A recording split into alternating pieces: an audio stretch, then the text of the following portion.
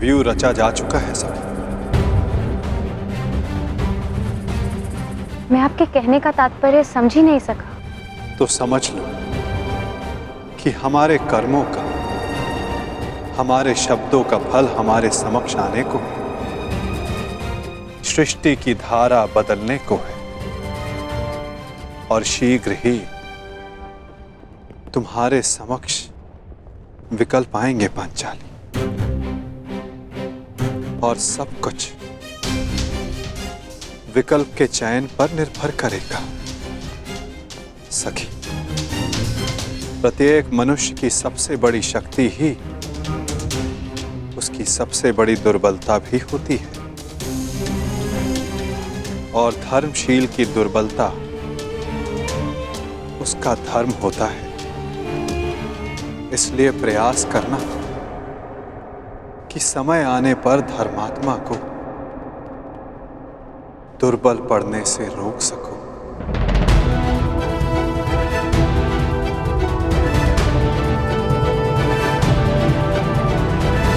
शकुनी और पुत्र दुर्योधन ने जिस प्रकार इंद्रप्रस्थ का वर्णन किया है, छाती फूल जाती है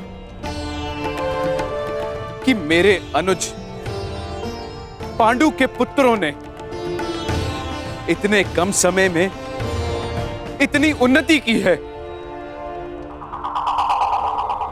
एक ही समय में कुरु वंश के 2 सम्राट पूरे भारतवर्ष में राज करेंगे।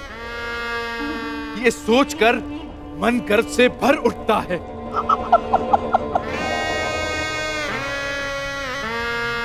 बस एक ही खेद है कि मैं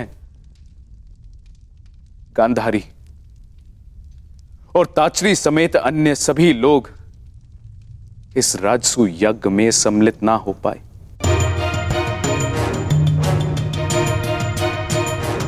इसलिए मैंने निर्णय लिया है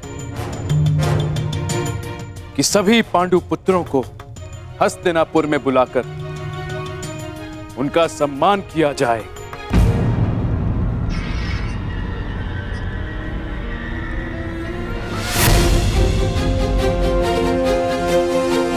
यह तो बहुत आनंद की बात है महाराज।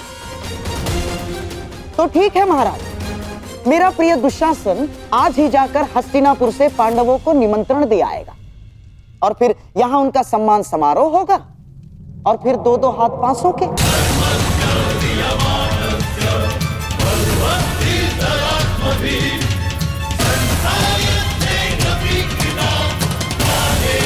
परंतु गांधार नरेश, सम्मान समारोह में युद्ध क्रीड़ा का क्या काम?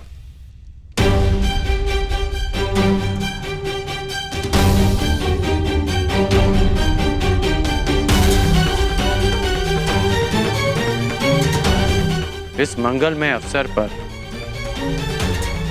युद्ध क्रीड़ा जैसा धर्मी खेल क्यों?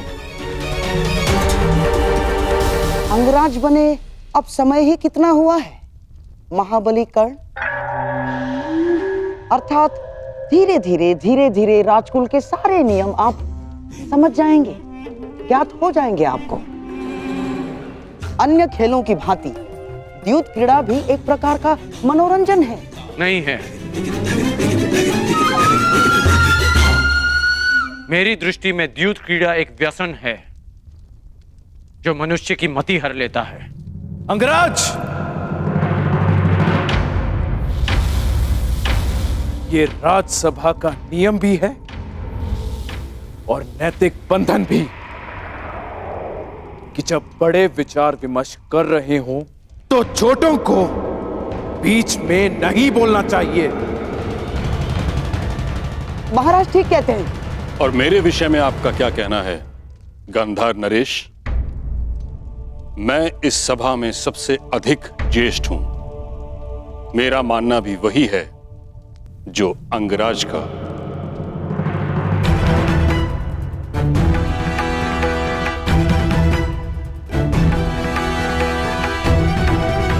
कि द्यूत क्रीड़ा अधर्म है।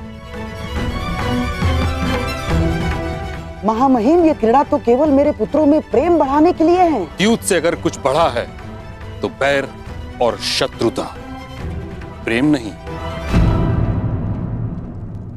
द्यूत से कभी किसी का भला नहीं हुआ।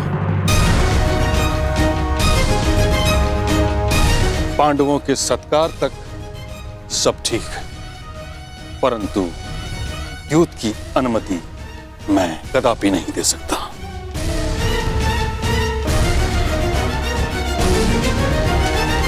परंतु महामहिम, अतिथि का स्वागत और मनोरंजन उनकी रुचि के अनुसार ही तो होना चाहिए ना। अब महाबली भीम के लिए स्वादिष्ट भोजन की व्यवस्था होगी, देवी पांचाली के लिए वस्त्र आभूषण होंगे, नकुल और सहदेव के लिए आखेट और अश्वारोहण होगा, अर्जुन के लिए संगीत, परंतु धर्मराज के लिए क्या?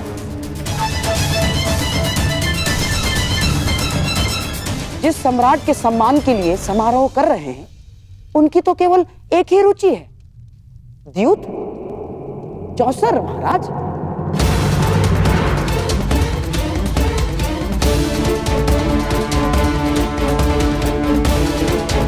और पुत्र दुशासन स्वयं वहां जाकर पांडवों को निमंत्रण दे आएगा।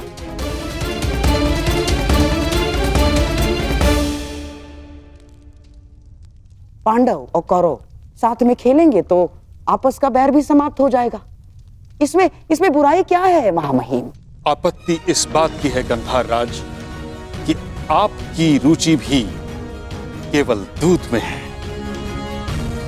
बीते कल में हस्तिनापुर यह अनुभव कर चुका है कि जिस विषय में आपकी रुचि रही, उस विषय का परिणाम शुभ नहीं रहा।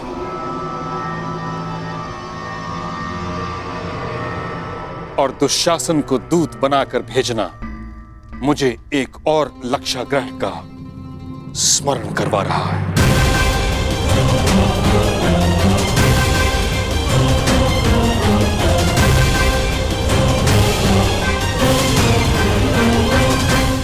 परंतु पितामह, इसमें समस्या क्या है? द्यूत क्रीड़ा एक सामान्य खेल ही तो है। परंतु मेरा इतना विरोध होने के पश्चात भी द्यूत क्रीड़ा का इतना समर्थन असामान्य है दुर्योधन। बुराई यह है कि शास्त्रों में द्यूत को अधर्म कहा गया है।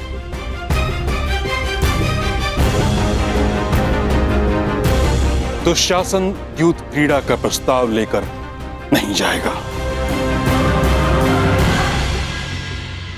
बड़ी विचित्र बात है महामहिम, एक भूल को क्या जीवन भर नहीं भूलेंगे आप?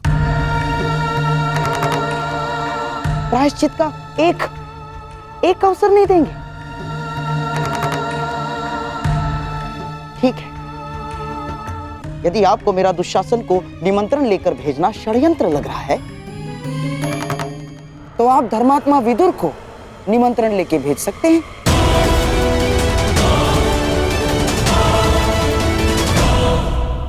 धर्मात्मा विदुर नीति अनुसार अपना कार्य करे और धर्मराज युधिष्ठिर नीति पूर्वक ही चाहे तो प्रस्ताव को स्वीकार कर ले।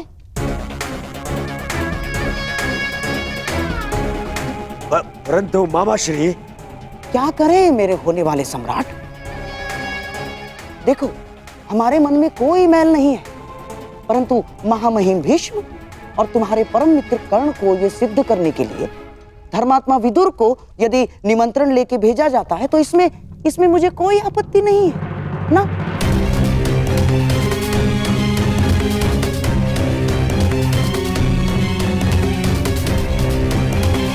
तो मेरा आदेश है कि महात्मा विदुर स्वयं जाकर पांडु पुत्रों और कुलवधू द्रौपदी को हस्तिनापुर आने का निमंत्रण दे।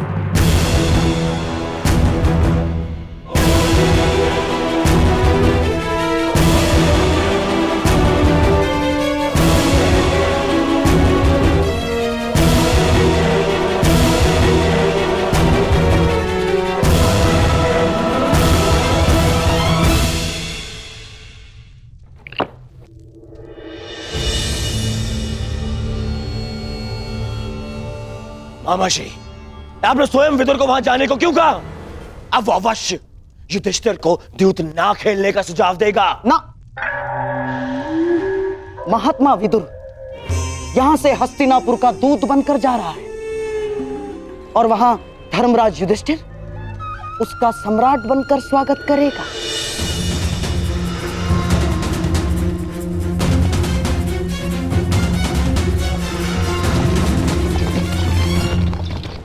विदुर और धर्मराज दोनों की एक ही समस्या है दुर्योधन। दोनों महाधर्मशाली हैं और उनका धर्म उनकी सबसे बड़ी दुर्बलता है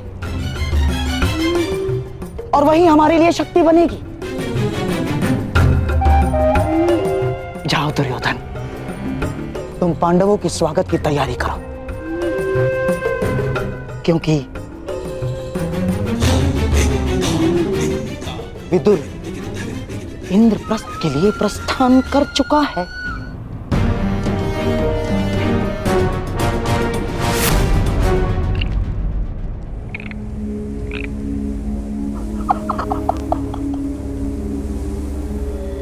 जब दो धर्मात्मा मिलकर बैठेंगे तो मंथन से केवल धर्म ही निकल कर आएगा।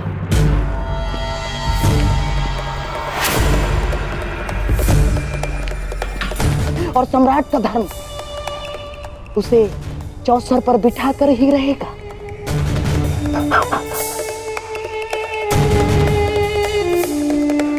क्योंकि सम्राट युद्ध और द्यूत के निमंत्रण को कभी अस्वीकार नहीं कर सकता ना। और इसी प्रकार हमारी योजना में कोई बाधा नहीं डाल सकता। इंद्रप्रस्थ में आपका स्वागत है अंगराज कर्ण।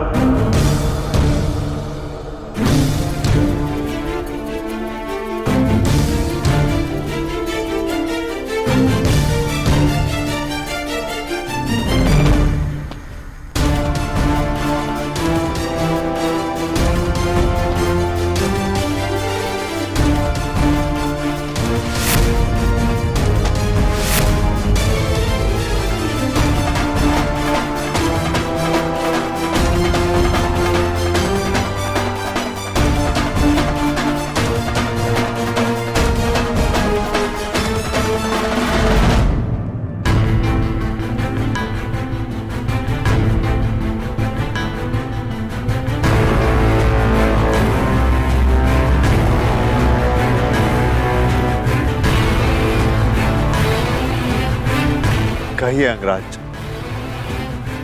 आपके यहां पधारने का उद्देश्य क्या है? मैं आपको सावधान करने आया हूं धर्मराज। शीघ्र ही हस्तिनापुर आपका आवाहन करने वाला है।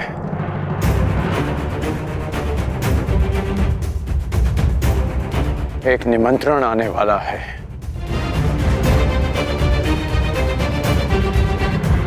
देखा भ्राताश्री, हमारी उन्नति ना देखी गई उस दुर्योधन से। आपको सम्राट बनते हुए ना देख सका वो दुष्ट। इसमें संदेह कैसा?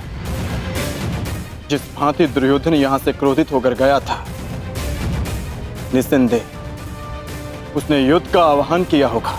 यदि युद्ध का आह्वान करना होता तो मैं यहां सभा में प्रस्तुत नहीं होता है। अभी तो युद्ध भूमि में तुम्हारी प्रतीक्षा करता है। अर्जुन, कर्ण महोदय को अपनी बात पूरी करने दो। अंगराज, किस निमंत्रण की बात कर रहे हैं आप? द्यूत निमंत्रण की। शीघ्र ही आपको द्यूत का बुलावा आएगा।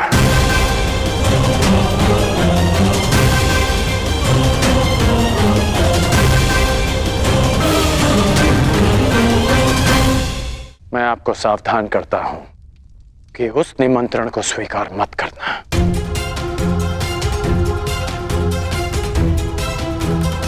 क्योंकि मुझे संदेह है कि गांधार राज ये निमंत्रण आपके सम्मान के लिए नहीं, उस अपमान के प्रतिकार के लिए भेज रहे हैं। संदेह तो मुझे तुम पर हो रहा है। तुम तो हमें पराजित करना चाहते थे, फिर क्यों हमें चेतावनी देने आए हो? क्योंकि तुम्हारा शत्रु होने के साथ साथ मैं एक योद्धा भी हूं, जो तुम्हें युद्ध भूमि में पराजित करना चाहता है, युद्ध में नहीं। यदि योद्धा होने का इतना अभिमान है तो लाक्षागृह के समय कहां थे? तब हमें सावधान क्यों नहीं किया?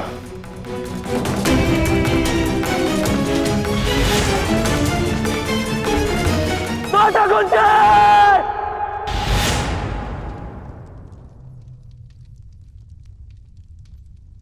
उस समय कुछ नहीं कर पाया, इसलिए इस समय प्रयास करने आया।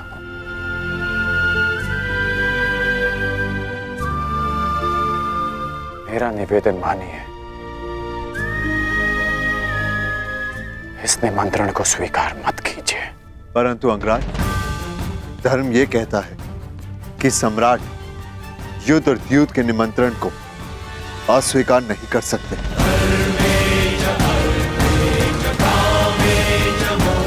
प्रत्येक मनुष्य की सबसे बड़ी शक्ति ही उसकी सबसे बड़ी दुर्बलता भी होती है, और धर्मशील की दुर्बलता उसका धर्म होता है। इसलिए प्रयास करना कि समय आने पर धर्मात्मा को दुर्बल पड़ने से रोक सको। मैं कुछ निवेदन करना चाहती हूँ सम्राट। आपकी सबसे बड़ी शक्ति आपका धर्म है, परंतु इसे अपनी सबसे बड़ी दुर्बलता मत बनने दीजिए। अंगराज ने ठीक कहा, कोई भी जुआ उसमें अधर्म का वास होता है। आप मत जाइए। ठहरो पांचाली।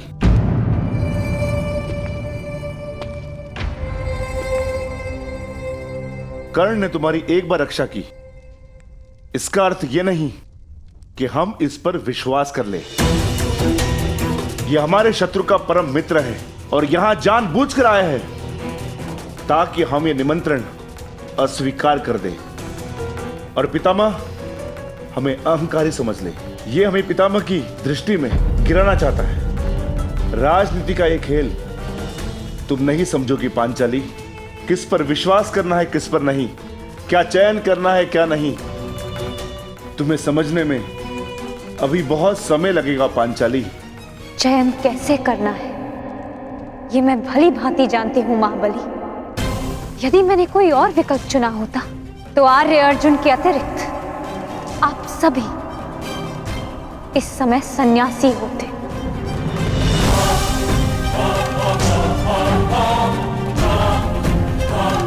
और उससे भी पूर्व यदि मैंने अपने चयन में थोड़ा सा भी परिवर्तन किया होता तो आर्य अर्जुन भी स्वयंवर में मेरा वरण ना कर पाते। मनुष्यों की परख मुझे भी, मित्र और शत्रुओं की भी। मैं मानती हूं कि अंगराज आपके शत्रु पक्ष से है, परंतु इस समय वो हमारे भले की बात कर रहे हैं और मैं उनके मत का समर्थन करती हूँ। पांचाली! अनुज भीम, तुम्हें पांचाली से इस भांति बात नहीं करनी चाहिए। पांचाली को अपना मत प्रस्तुत करने का पूरा अधिकार है, परंतु पांचाली, भीम का मत भी उचित है। यदि हम हस्तिनापुर नहीं गए तो बहुत अभिमानी दिखेंगे। आपकी इसी सोच को गांधार राज भली भांति समझते हैं, इसलिए आपको द्यूत का निमंत्रण भेज रहे हैं। परंतु अंगराज का कथन उचित है धर्मराज।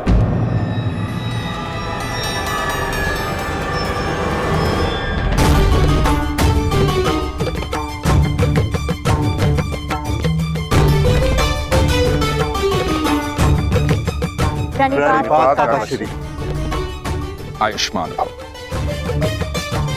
मैं वही निमंत्रण लेकर आया हूं जिसका वर्णन अंगराज कर रहे थे। मैं अंगराज का समर्थन करता हूं।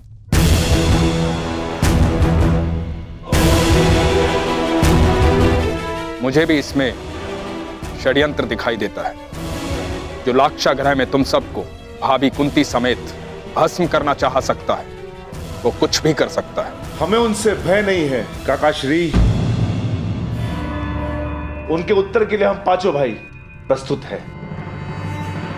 वहां पितामह होंगे, आप होंगे, आचार्य द्रोण होंगे, तो फिर वहां सबके समक्ष कोई हमारा क्या अहित कर सकता है? सर्वनाश का युद्ध करने से श्रेष्ठ है कि उससे बचा जाए। कीचड़ में गिरने से कदाचित बाहर आ जाए, पर वस्त्र मैले हो ही जाते हैं। उससे बचना ही श्रेष्ठ है। सर्वश्रेष्ठ युद्ध वो होता है पुत्र, जो युद्ध ना हो। और धर्म क्या कहता है काकाश्री? धर्म ये कहता है कि युद्ध और द्यूत के निमंत्रण को नकारा नहीं जा सकता, लेकिन निर्णय आपका है, क्योंकि द्यूत भी धर्म नहीं है।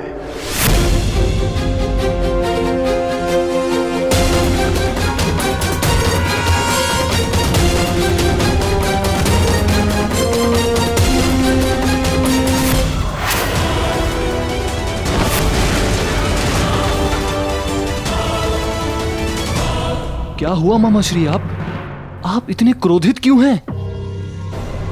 क्या पांडवों ने द्यूत का आमंत्रण अस्वीकार कर दिया? नहीं दुशासन, पांडवों ने तो द्यूत का निमंत्रण स्वीकार कर लिया है, परंतु क्या मामाश्री? परंतु समझ में नहीं आता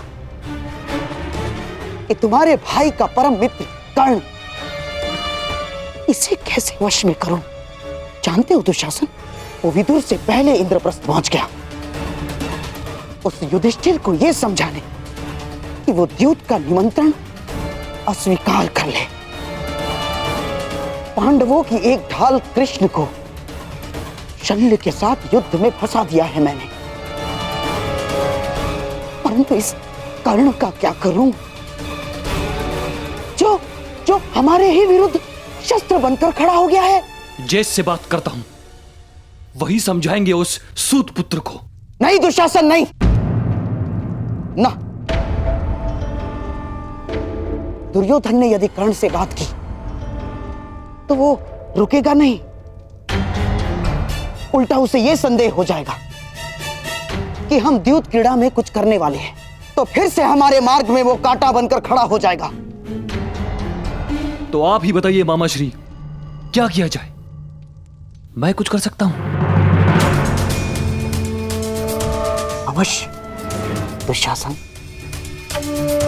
तुम जाओ और पांडवों के सम्मान और सत्कार की तैयारी करो। हमारे प्रिय पांडव हस्तिनापुर पधार रहे हैं।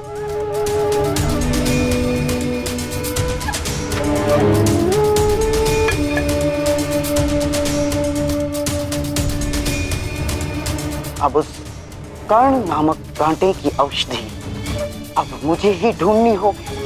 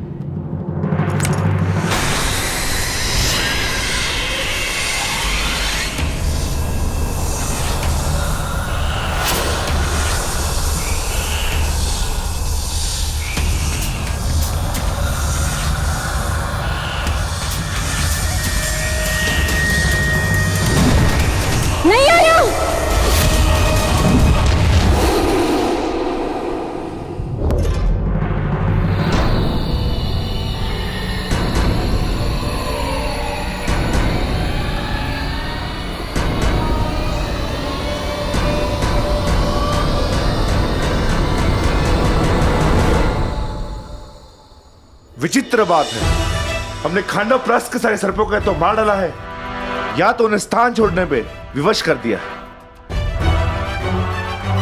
फिर न जाने कहां से आते हैं और हम पर आक्रमण करते हैं। कोई बात नहीं भ्राता भीम, ये जब भी हम पर प्रहार करेंगे नाश पाएंगे। चलिए, प्रस्थान का मुहूर्त हो चला है।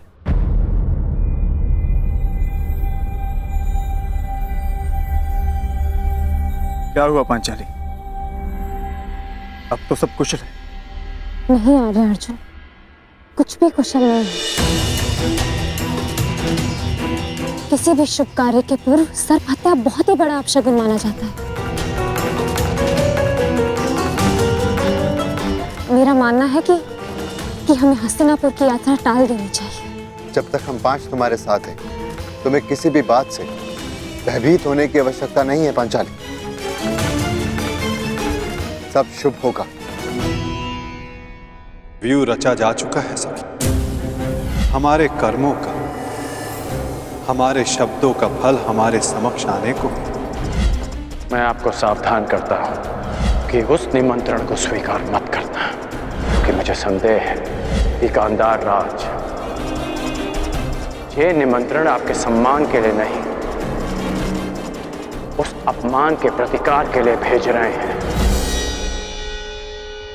चले, प्रस्थान करें।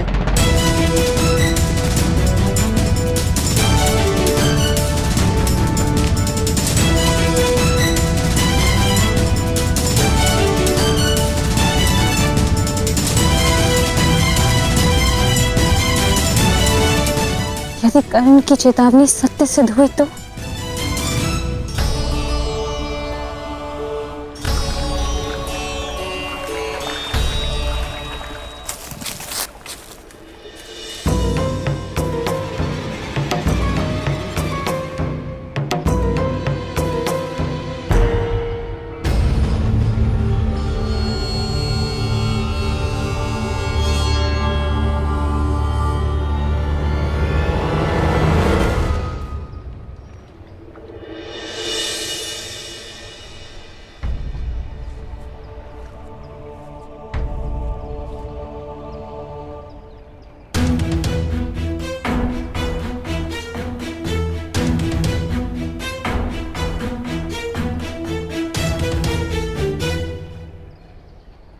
मैं जा रही हूँ कर्ण, परंतु जिस प्रकार एक दीपक के बुझ जाने से प्रकाश नहीं मरता, एक फूल के मुरझा जाने से उपवन नहीं मरता, उसी प्रकार एक सहयात्री के तुम्हारे जीवन से चले जाने से तुम्हारी यात्रा समाप्त नहीं होगी।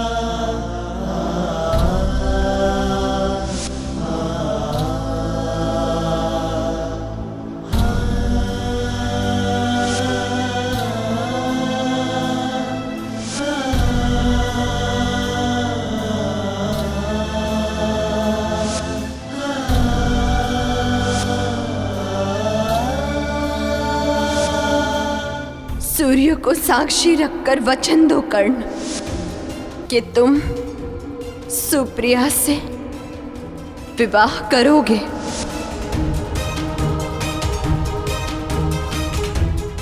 इस बार कुछ मत मांगना। मैंने जब भी कुछ मांगा है कर्ण, हमेशा तुम्हारा कुशल मंगल ही मांगा है, और इसी कुशल मंगल के लिए मैं प्रतिदिन सवेरे छुपकर तुम्हें आर्घ्य देते देखती थी।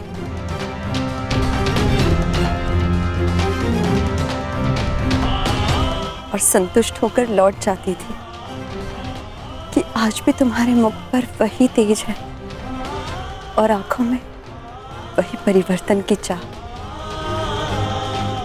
तो आज क्यों आई? क्योंकि आज तुम्हारा मुख मलिन है कर्ण, और आंखों में चिंता। ऐसा क्या अंतर्द्वंद्व है जो तुम्हें सता रहा है?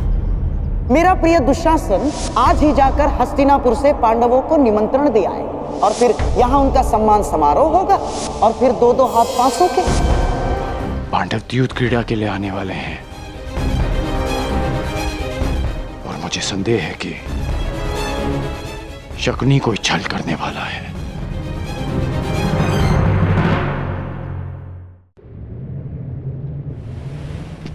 मामाश्री, पांडव कुछ ही समय में हस्तिनापुर पहुंचने वाले हैं।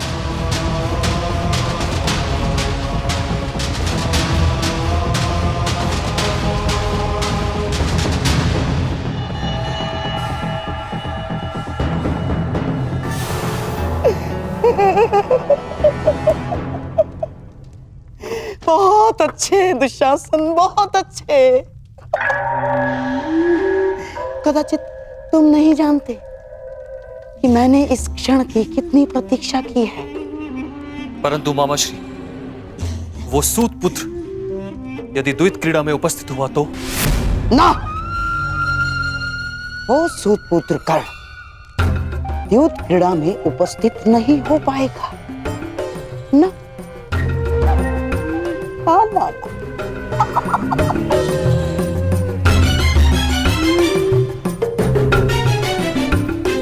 क्योंकि उसे रोकने की व्यवस्था मैंने कर दी।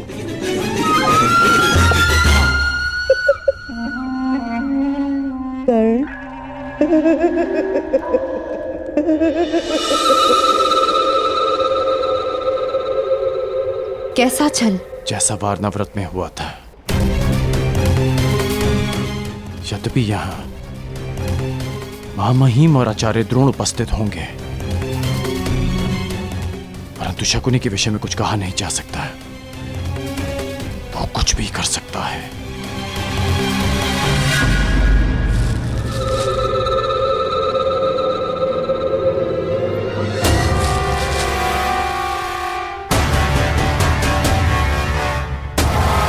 क्या हुआ कर्ण? ऐसा लगा कि कोई है।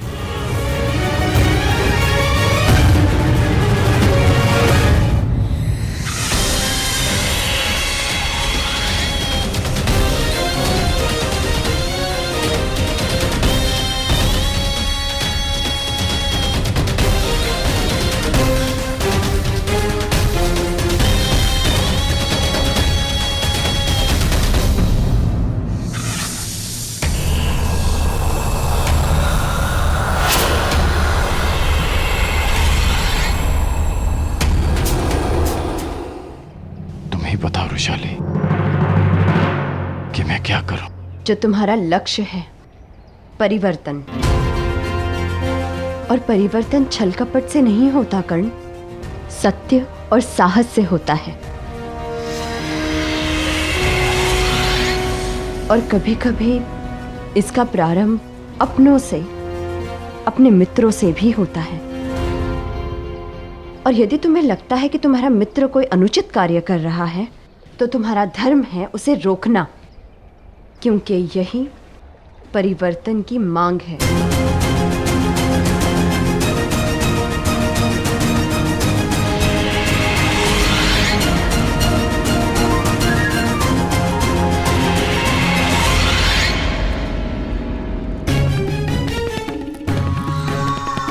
सूर्य चढ़ चुका है कर्ण, और आज का उगता हुआ ये सूर्य तुम पर ऐसा ग्रहण लगाएगा, ऐसा ग्रहण लगाएगा कि तुम यहाँ आना तो दो, यहाँ आने की सोच भी नहीं सकते। आओ।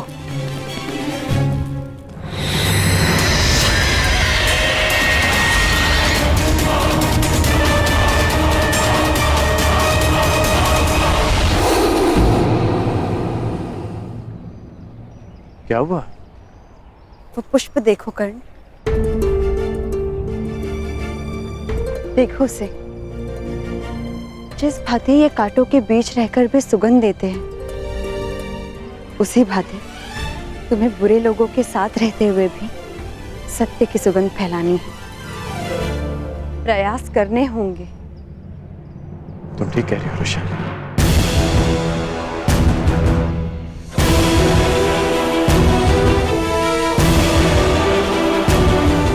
तो अब तुम क्या करो?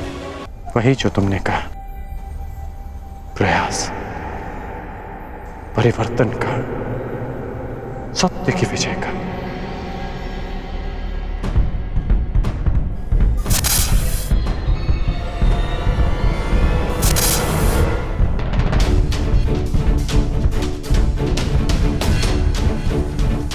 लगता है पांडवों का आगमन हो चुका है। हस्तिनापुर के द्वार पर उठा यह नाद इसका संकेत है। मुझे अपना कर्तव्य पूरा करने जाना होगा रुशाली। धन्यवाद रुशाली, मुझे मार्ग दिखाने के लिए। कुछ बातें और कुछ नाते कभी नहीं बदलते।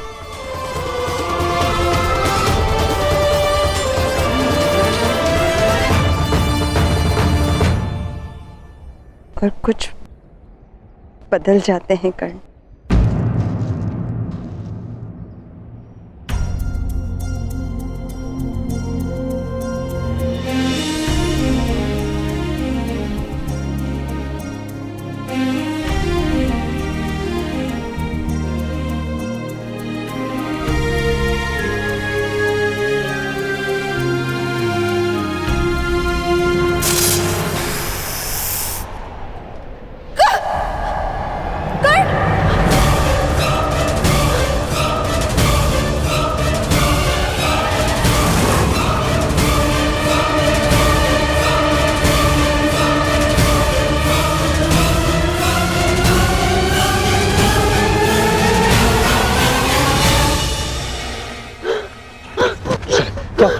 रुशाली आंखें खोलो, क्या हुआ?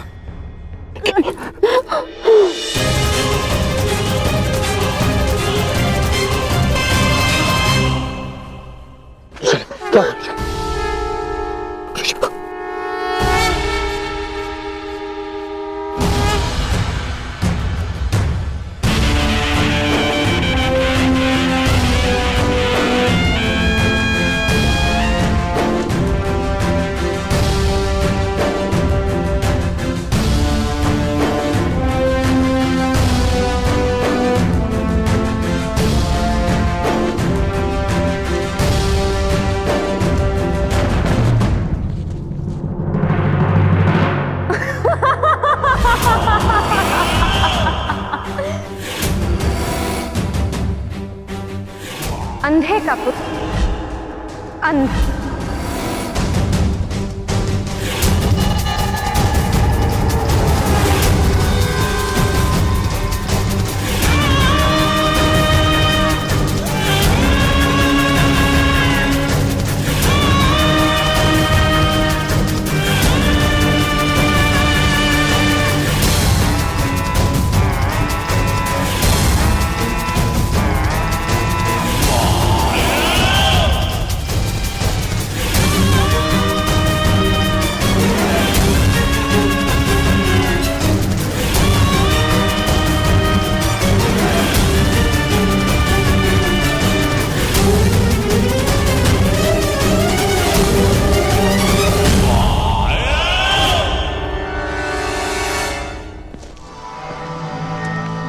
सही समय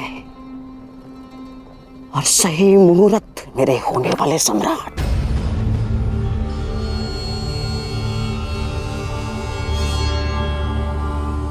मेरे पास पासे और इस पांचाली के पास कोई ढाल नहीं।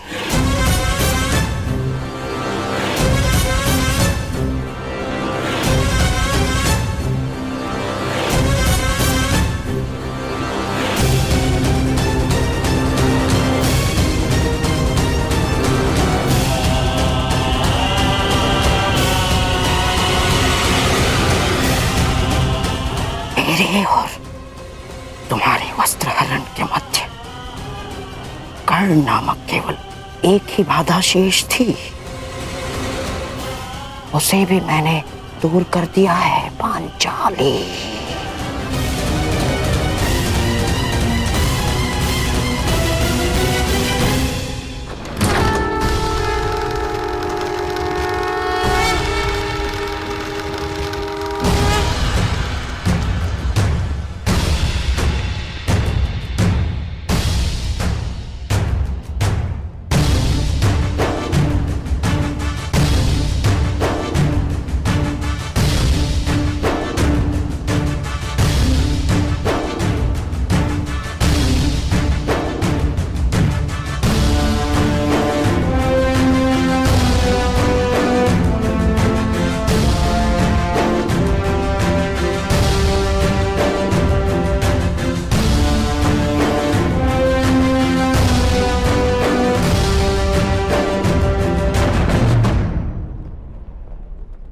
स्वागत है तुम सबका।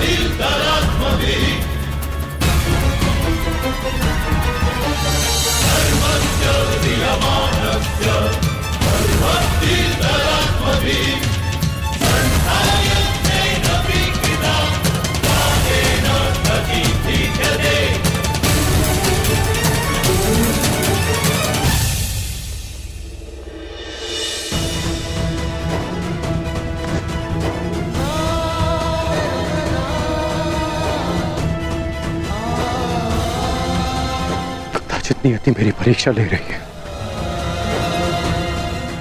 या तुम और वहां पांडव।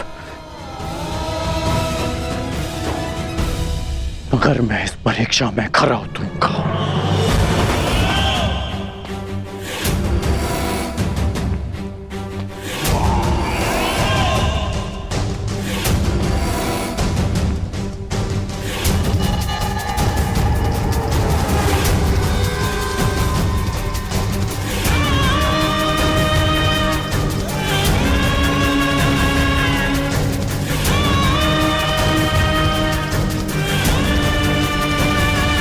सम्राट, अन्य पांडव भ्राताओं और सम्राज्ञी द्रौपदी का हस्तिनापुर में स्वागत करता हूं मैं।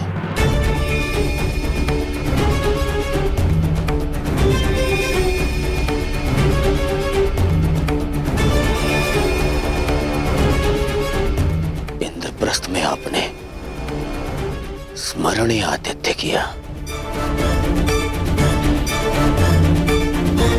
मेरा प्रयास रहेगा कि हस्तिनापुर का आपका ये प्रवास भी आपके लिए स्मरणीय हो।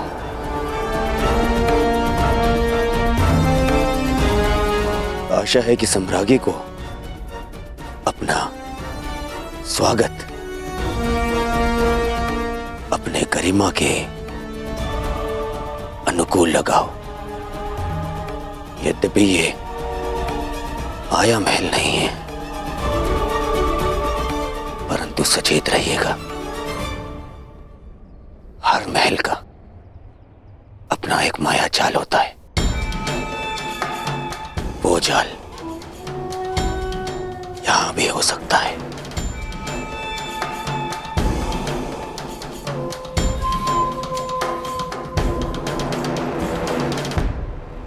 सावधान करने के लिए धन्यवाद युवराज। मकड़ियों की तो प्रवृत्ति ही होती है जाल बुनना, परंतु मनुष्य भी उन्हें एक ओर हटाकर आगे बढ़ते जाते हैं।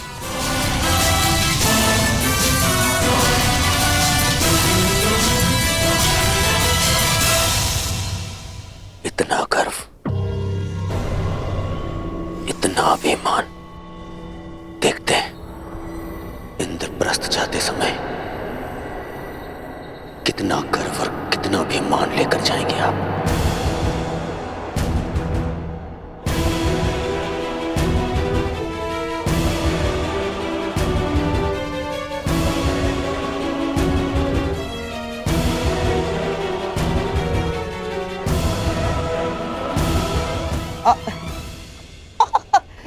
साम्राज्ञी, दुर्योधन के वचनों का तात्पर्य यह है कि आप लोगों के हस्तिनापुर की ओर से होने वाले स्वागत के कारण आपका गर्व और मान और भी बढ़ जाएगा।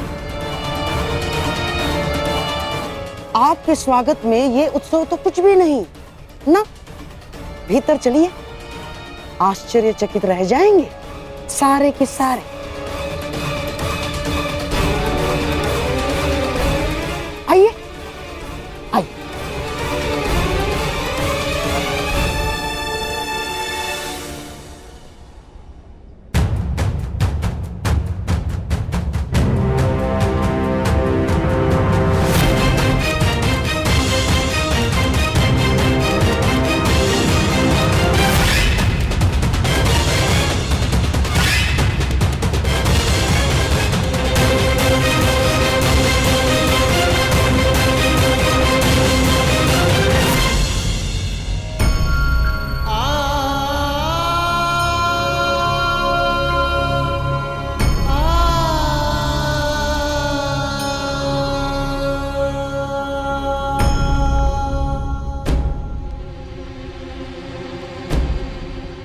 ऐसे देख क्या रहे हैं? वृषाली का उपचार प्रारंभ कीजिए ना। उपचार लक्षण देखकर किया जाता है कर्ण। इसके लक्षण बता रहे हैं कि इसे किसी साधारण नाग ने नहीं डसा। अर्थात इसे किसी महाविषधर इच्छाधारी नाग ने डसा है और उसका केवल एक ही उपचार है, और वो उपचार ये है कि वो नाग स्वयं आकर वृषाली के रक्त से अपना विष लौटा ले।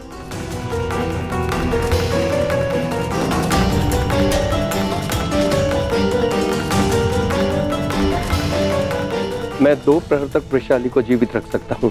तब तक उस नाग ने आकर अपना विष नहीं लौटाया तो मैं कुछ नहीं कर पाऊंगा। यदि ऐसा है तो आज उस इच्छाधारी नाग को अपनी इच्छा के विरुद्ध वृषाली का विष हरना होगा।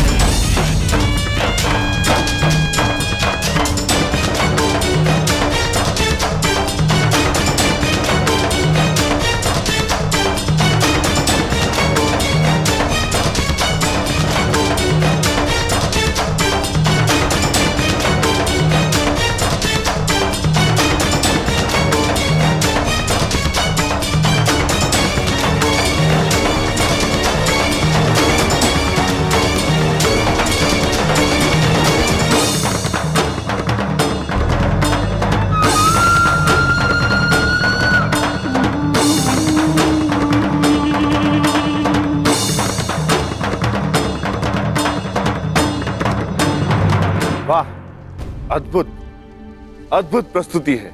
आनंद आ गया। भीम, आनंद आ रहा है ना? अभी तो बहुत आनंद आना शेष है। अगली प्रस्तुति जो तुम्हारे समक्ष होगी उसे जीवन भर नहीं भूल पाओगे तुम। हाँ?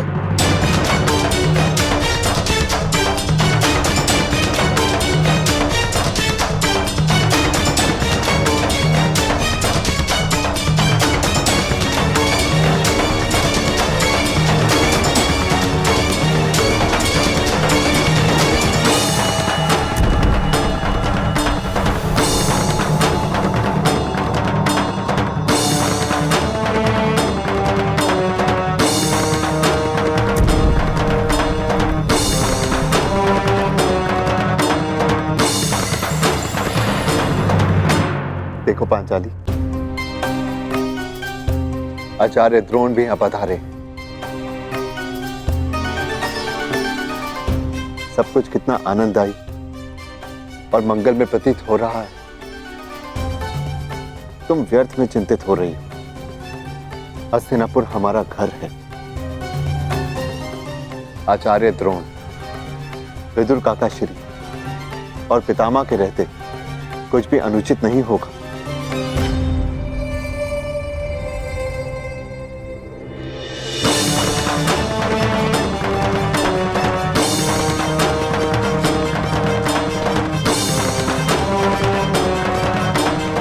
ये क्या है मामा? यहाँ पे पितामह कम थे जो आपने ये द्रोण को भी निमंत्रण दे दिया। क्यों किया मामा ऐसा? क्या करूं मेरे होने वाले सम्राट? महामहिम के साथ रहते रहते उनके कुछ गुण मेरे भीतर भी आ ही गए हैं। अब उन्हीं के भांति तुम्हारा ये मामा अपना प्रण पूर्ण करेगा।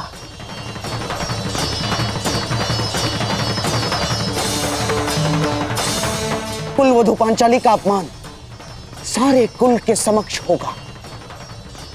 जितने भी पुण्यात्मा पांडवों के साथ रहे हैं आज तक, वो सब पांडवों का अपमान देखेंगे। और जिसने भी पांचाली के सर पर आशीर्वाद का हाथ रखा है, वो सारे हाथ बांधे खड़े रहेंगे और द्रौपदी का वस्त्रहरण देखेंगे।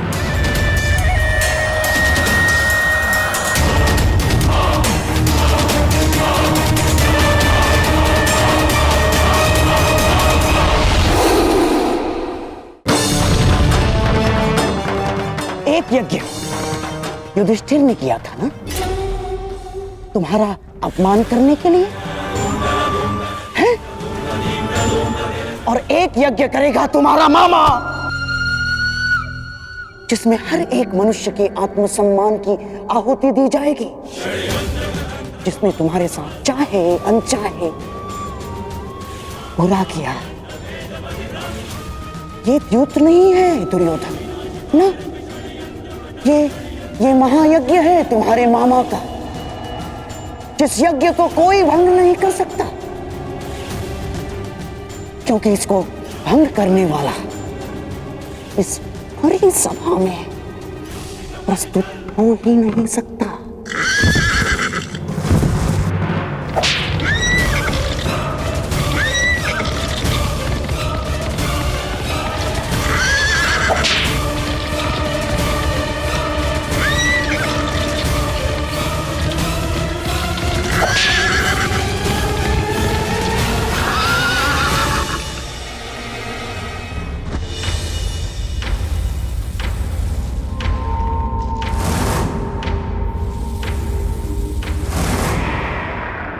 मैं आवाहन करता हूं कि जिस इच्छाधारी नाग ने रुशाली को डसा है, वो अभी इसी समय मेरे समक्ष प्रस्तुत हो और चलकर रुशाली के रक्त से अपना विष हर ले।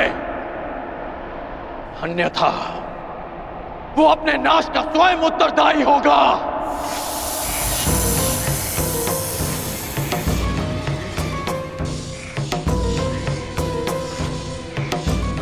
मैं अंतिम चेतावनी दे रहा हूं, अन्यथा स्वयं के साथ साथ वो अपने कुल के नाश का कारण भी स्वयं होगा।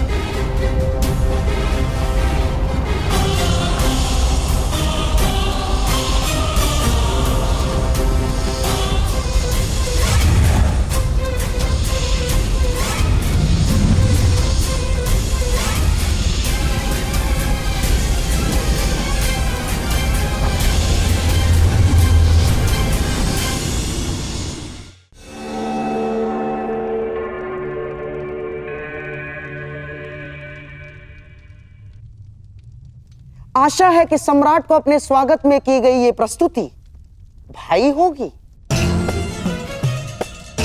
और विश्वास है कि उन्हें अगली प्रस्तुति और भी श्रेष्ठ लगेगी।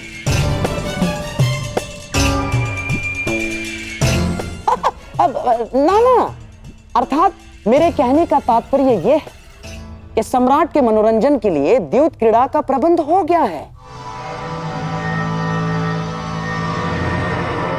और महाराज धृतराष्ट्र की यह मंशा है कि आप द्यूत भवन की ओर प्रस्थान करें।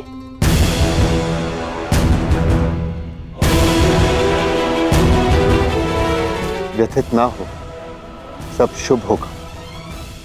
आओ।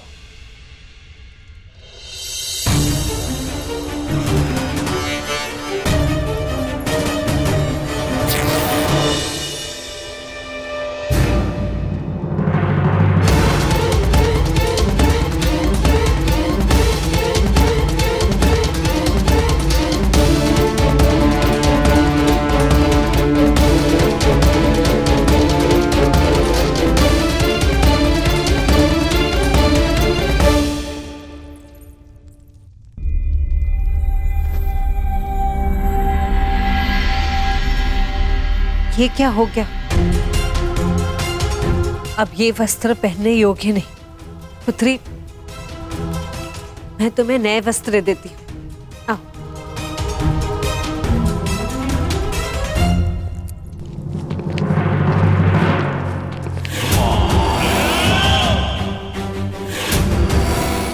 आज जितने चाहे वस्त्र दे दो उसे, सब हार लिए जाएंगे। आज सभा में वस्त्रहीन की गई द्रौपदी भविष्य में वस्त्र पहनकर भी कभी किसी से दृष्टि नहीं मिला पाएंगी।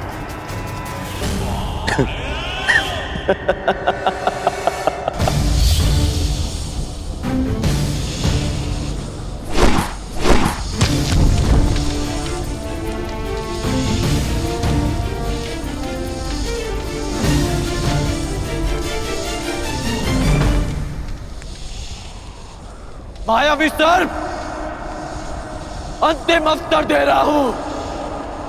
यदि तुम प्रस्तुत ना हुए तो मैं तुम्हारे सारे कुल की बलि चढ़ा दूंगा। संसार से सब जाति विलुप्त हो जाएगी।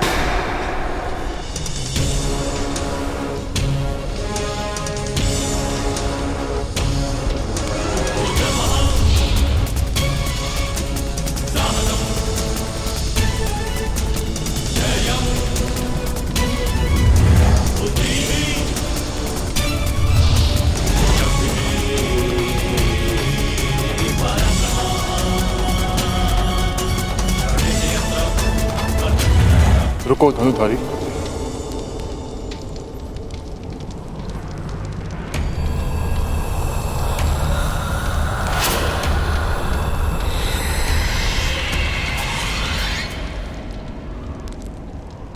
मेरे किए का दंड मेरे कुल को क्यों दे रहे हो?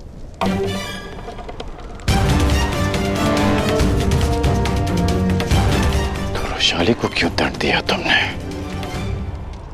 अपनों की सुरक्षा की बात आई तो हृदय कांप उठा। ये नहीं सोचा कि जिसे डसा उसके भी कुछ अपने हैं। अधिक समय शेष नहीं, मेरे साथ चलकर रुशाली के रक्त से अपना विष हर लो, अन्यथा अपनी आंखों के सामने अपने कुल का विनाश देखो।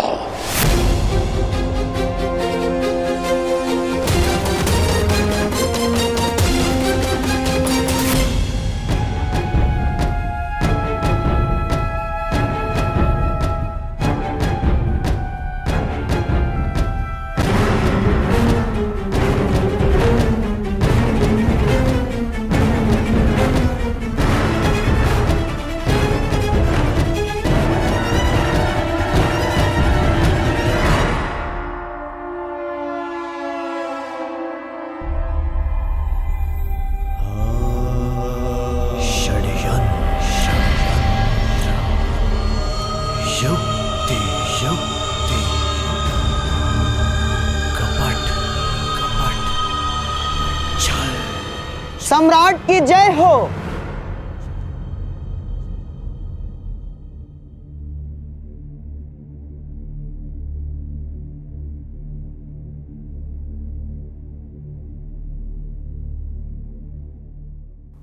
हस्तिनापुर की ओर से मैं शकुनी आपका स्वागत करता हूं।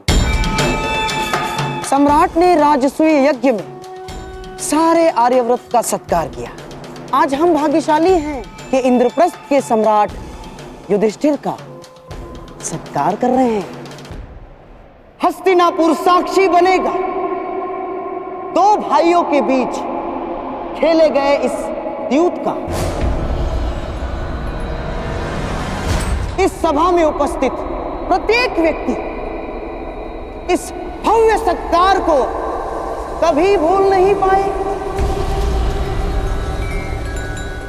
तो प्रस्तुत है आज तक के इतिहास की सबसे बड़ी, सबसे रोमांचक, मनोरंजक द्यूत क्रीड़ा। ऐसा खेल ना इससे पूर्व कभी खेला गया है, ना कभी खेला जाएगा। हम सबके जीवन का ये सबसे बड़ा खेल होगा।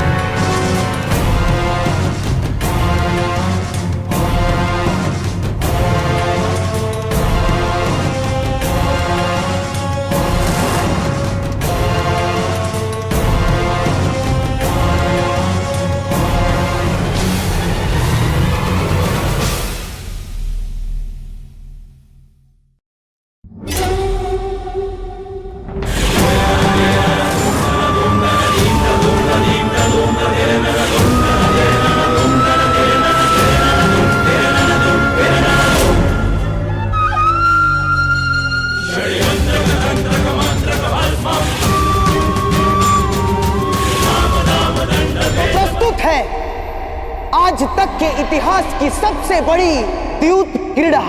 हम सबके जीवन का ये सबसे बड़ा खेल होगा।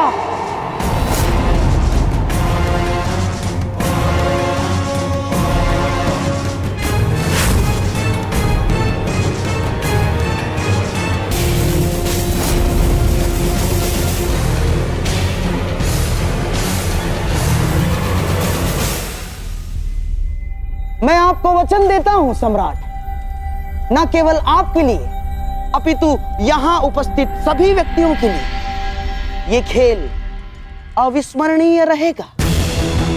आज सारी सभा यह खेल देखेगी और कल सारा संसार इसकी चर्चा करेगा।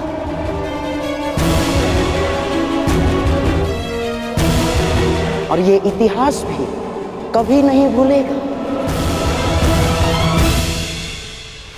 और ना ही भूलेगा द्रौपदी का अपमान।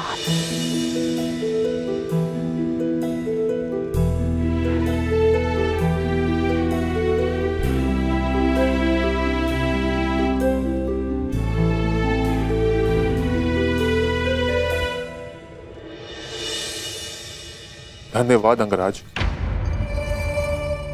आपने मेरे कर्मों का दंड मेरे परिवार को ना देकर मुझ पर बहुत बड़ा उपकार किया है। मैं आपको वचन देता हूँ कि युद्ध के दौरान मेरा आह्वान करने पर मैं आपके बाण पर बैठूंगा और जिस शत्रु पर भी आप मेरा संधान करेंगे वो जीवित नहीं रहेगा। अब मुझे आज्ञा दें। रुको अश्वसेन।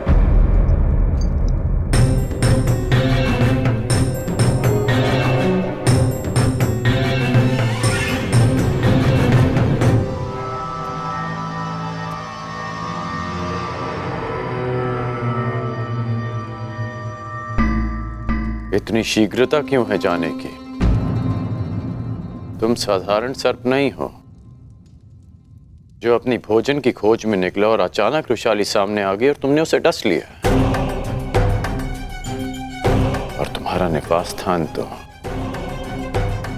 भुगत ग्राम से बहुत दूर है। तो स्पष्ट करो अश्वसेन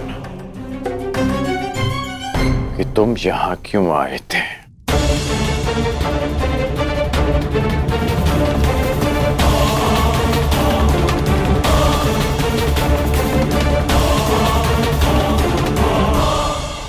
कहीं तुम्हें शकुनी ने तो नहीं भेजा? आइए सम्राट, पधारिए। अपना स्थान ग्रहण करके मुझ पर अनुग्रह कीजिए।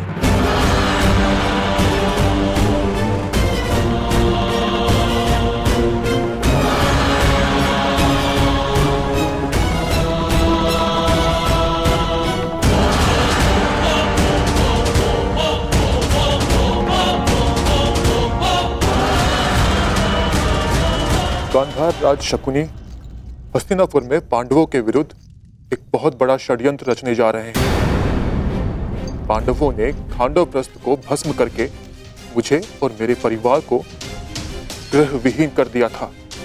मैं उनसे प्रतिशोध लेना चाहता था। शकुनी ने आपको इस षड्यंत्र से दूर रखने के लिए मुझसे यह संधि की कि यदि मैं आपको युद्ध क्रीड़ा भवन से दूर रखता हूं तो वो पांडवों को इंद्रप्रस्थ से खदेड़ फेंकेंगे।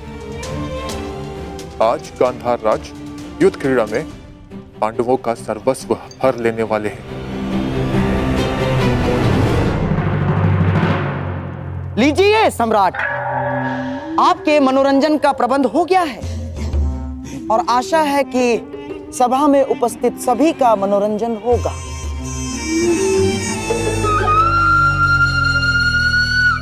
शकुनी, ना तुम मुझे युद्ध क्रीड़ा में सम्मिलित होने से रोक पाओगे और ना मैं पांडवों से छल करने में तुम्हें सफल होने दूंगा।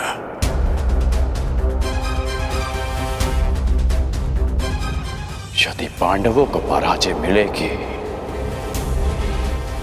तो वो युद्ध भूमि में, युद्ध में नहीं। मैं मेरे मित्र दुर्योधन का नाम इतिहास में कलंकित नहीं होने दूंगा।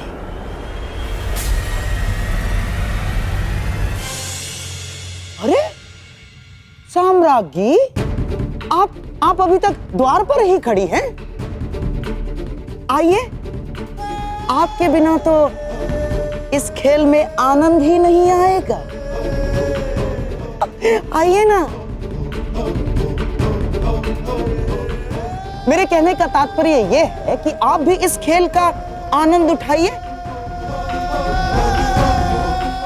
आओ मेरे भांजो, भीम, नकुल, सहदेव, धनुर्धारी अर्जुन, आओ, पधारिए, पधारिए।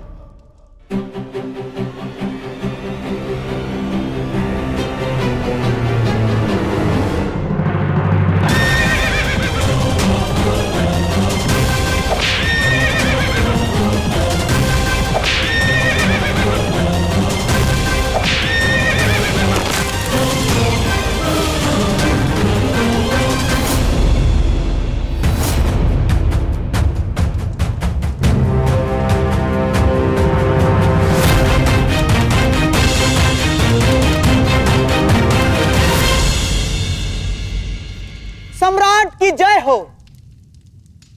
सम्राट, चौसर के नियम तो आपको ज्ञात होंगे ही।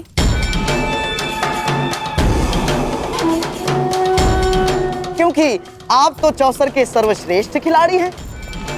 परंतु हां, यहां उपस्थित सभी माननीय सभासदों में से कुछ चौसर के नियम नहीं जानते होंगे। इसीलिए प्रारंभ से पूर्व मैं एक बार फिर नियम समझा देता हूं।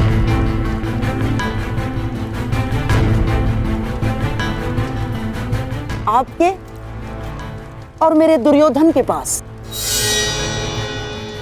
ये 4 मेरू हैं। अपने अपने घरों में आपके पास से जितने अंक फेंकेंगे उतने ही घर आपके ये मेरू आगे बढ़ेंगे। और फिर चौसर के केंद्र का एक चक्र पूर्ण करने के पश्चात ये मेरू चला जाएगा दुर्ग में, जिससे सारे मेरू सबसे पहले इस दुर्ग में जाएंगे। वो होगा इस पारी का विजेता।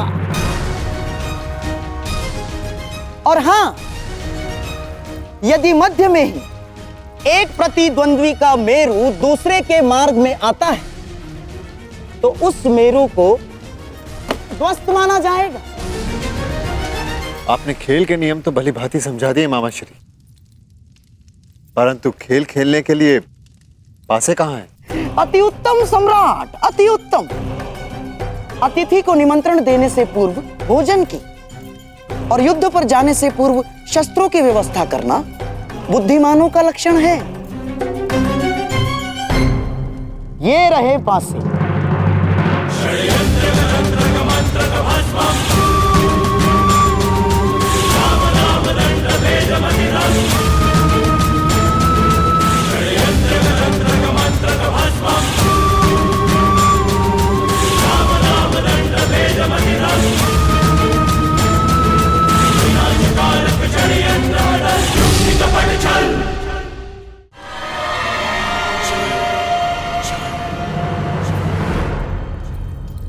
ये लीजिए सम्राट, नूतन, नवीन, अभी तक एक बार भी फेंके नहीं गए, विशेष रूप से आज के खेल के लिए निर्मित हैं। अब आप अतिथि हैं और सम्राट भी, इसीलिए आज के खेल का पहला पासा आप फेंकेंगे।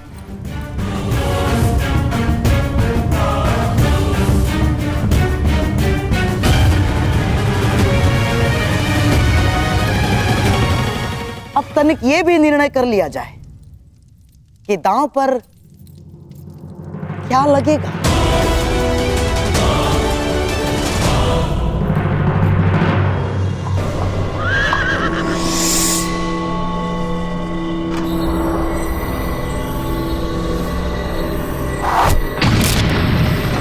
यदि सम्राट की आज्ञा हो तो पहला दाव 1-1 सहस्त्र स्वर्ण मुद्राओं के लिए हो। स्वीकार है।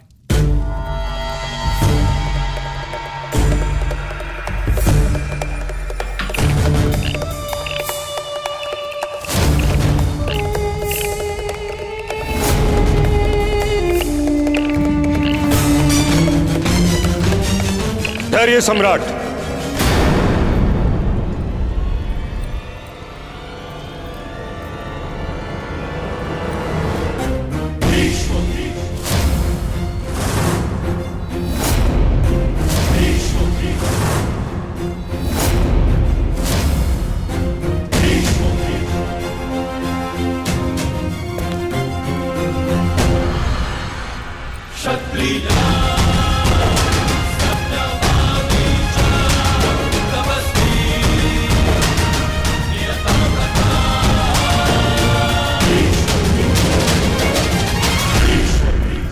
एक निवेदन करना है। आपका आदेश आज्ञा करना है पितामह, और मेरा पालन करना। आदेश दीजिए। यदि पौत्र आया होता तो मैं अवश्य आदेश देता, परंतु खेलने सम्राट आए हैं, इसलिए निवेदन है।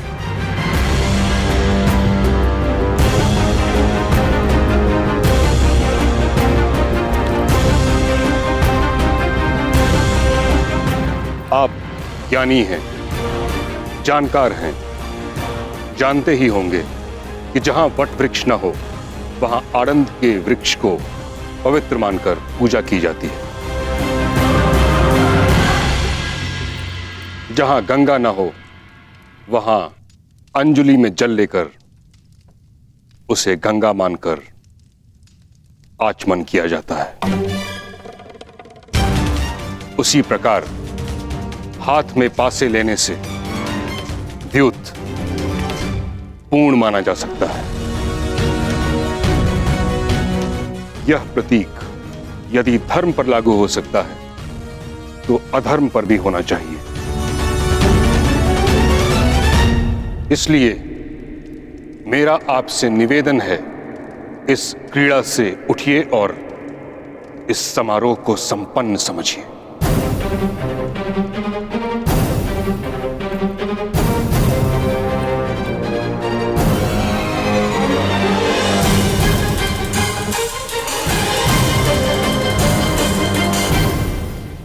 पितामह, अभी खेल प्रारंभ भी नहीं हुआ है और आप उसे रोकने को कह रहे हैं। कभी कभी रुक जाना भी आवश्यक होता है कुमार दुर्योधन। नीति में हर प्रकार के जुए को अधर्म समझा गया है और जुआ भाग्य के अधीन होता है।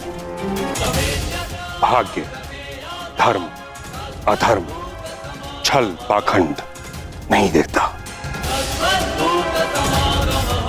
पासा जिस ओर पड़े भाग्य उसी ओर मुड़ जाता है।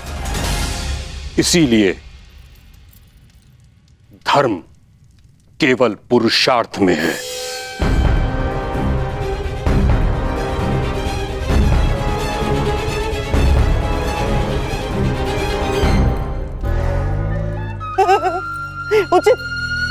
उचित कहां महामहिम,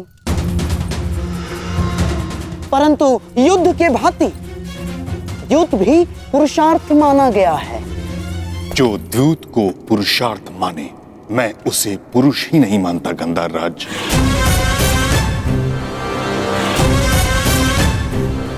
द्यूत जुआ है और जुआ एक व्यसन होता है जिसका अंत पतन ही होता है। और इस कारणवश मैं इस अधर्म को रोकने आया हूं।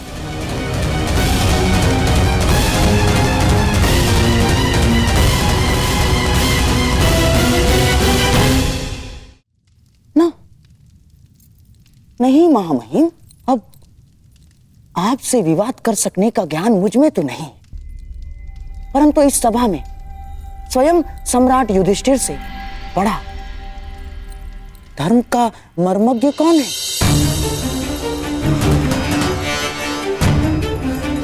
तो सम्राट से ही पूछ लिया जाए कि धर्म क्या है। कहिए धर्मराज, आज के इस क्रीड़ा के विषय में आपका धर्म क्या कहता है?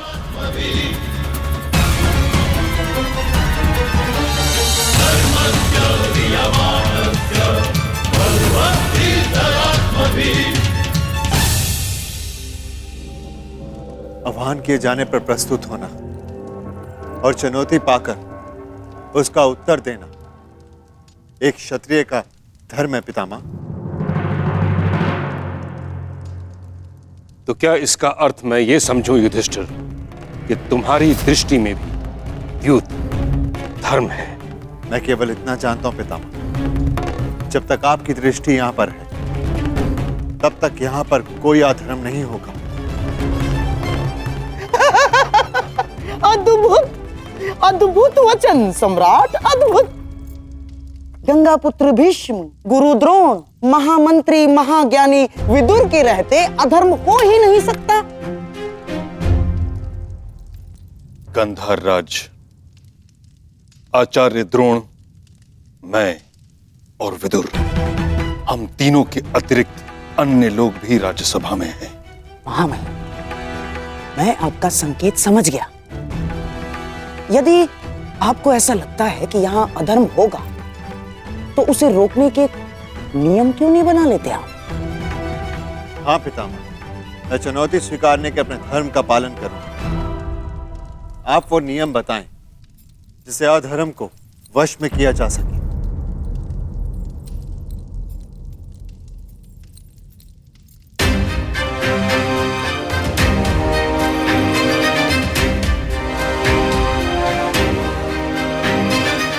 ठीक है, तो सर्वप्रथम कोई भी प्रतिद्वंदी दूसरे प्रतिद्वंदी को आगे खेलने के लिए विवश नहीं करेगा।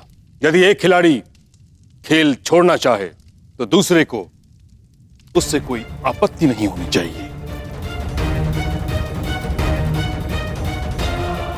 परंतु पितामह, भूलो दुर्योधन, तुम केवल अपने पितामह के समक्ष नहीं बल्कि हस्तिनापुर के सिंहासन के संरक्षक और प्रमुख सेनापति के समक्ष हो। समझ गए? स्वीकार है महामहिम। और कोई नियम? कोई भी प्रतिद्वंदी केवल वही वस्तु या संपत्ति दांव पर लगा सकता है जिसका वो स्वयं अधिकारी हो। पितामह, कैसे कड़े नियम है?